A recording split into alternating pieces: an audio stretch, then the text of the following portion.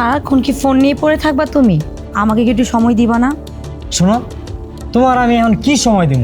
যা সময় দেওয়ার সব তো বিয়ের আগে দিয়ে দিছি।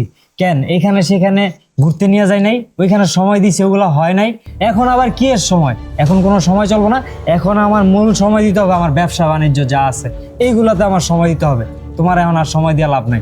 ওগুলাতে সময় দিলে ওগুলা থেকে আমার টাকা আসবে। আর আমি অনলাইন বিজনেসে যদি সময় না দিই তাহলে আমি কিভাবে বড়লোক হবো? আর আমার তো অনেক বড়লোক হতে হবে, আমার অনেক স্বপ্ন, আমার অনেক টাকা পয়সা লাগবে। কি কইছি বুঝো নাই? এই শোনো, এখন তোমার লাইফে আছে তো এই জন্য আমাকে মূল্য দিচ্ছ না। যেদিন তোমার লাইফে থাকবো না সেদিন বুঝবা আমি কি ছিলাম।